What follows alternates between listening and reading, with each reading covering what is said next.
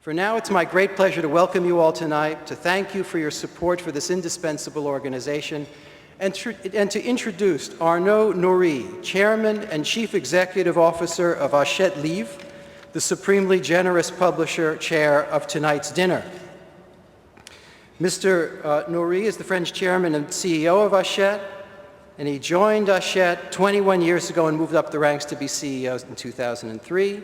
Almost immediately, he launched into a series of acquisitions outside of France in the belief that in order to see eye to eye with the big distribution and internet players, size and global reach were essential.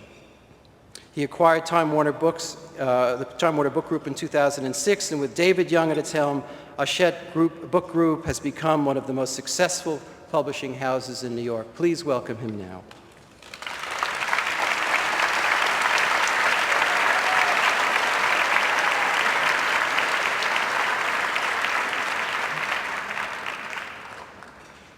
Bonsoir. I'm told silence is not always a key feature in this audience, so I can do 5 minutes in English or half an hour in French, and I can switch at any time. It's a great honor to be with you tonight at this very special time for writers, publishers, and citizens around the world. Every part of our environment seems to be rapidly changing, with digital becoming mainstream, not only for reading books on one hand, and the world undergoing profound transformations on the other hand. The revolutions in the Arab world have confirmed that democracy is not only for the few nations that have invented the concept. It has universal appeal, and it is a realistic aspiration for many countries where the notion seemed too remote a few weeks ago. The instruments that make this happen are words and images. Much has been written about the 2.0 revolution taking place in the Middle East and the key role played by social networks such as Facebook or Twitter in coordinating demonstrations and sending out evidences of crowds and crackdowns. SMS, videos, tweets spread very quickly and exponentially. But in all three cases, speed takes precedence over accuracy or fairness, as each sender wants to be the first to get the word out or relay the news. Of course, there is no denying that the internet and its many avatars have become major tools for the advancement of democracy in places where the media are smothered or clunky or both.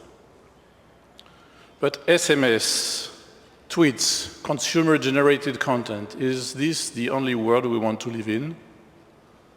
And where does this leave us, publishers and writers?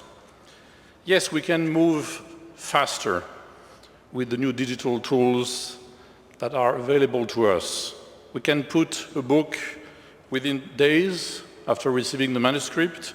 We can assign teams of writers the task of creating a new book in a few days, and we do it. But the race for instant information is one we book publishers can never win.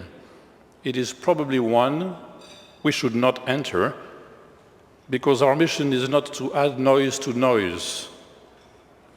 It is to deliver meaning and to inspire. And speed so often defeats meaning. I don't want to sound nostalgic or old Europe-ish, but think of the role played by books as seeds of political and social change. Think of the massive shift in public perception generated by essays such as Democracy in America, or The Origins of Species, or novels such as A Day in the Life of Ivan Denisovich. And more recently, and perhaps more to the point, would you agree that the Jacobean Building or reading Lolita in Tehran have contributed a lot to our awareness and to some extent to self-awareness within the Muslim world? The social media may fan the flames of rebellion once the fire has started, but still today in our digital age, works are the sparks that light the process of change, a process that can smolder for years. The works I mentioned were long in the writing and could never fit into the ultra-short formats of instant messaging. They needed to be books, and big books helped them make their mark, defying bans and censorship. I'm not saying that we publishers should only take the long-term view and forget all the hot stuff that's essential to our business and sometimes very fun. What I mean, I think, is key to our survival in the world of culture and to our contribution to the cause of democracy. In this digital era, time is on our side and should be considered a competitive advantage, not a handicap. Because created with enough time, books, only books, do justice to the complexity, the nuances, and the emotions of the human experience. More than ever, free thinkers of the world need us and need books to deliver their messages and tell their stories in such a way that they can be absorbed, not consumed. Books have another competitive advantage over instant mass communication. They cannot be turned off.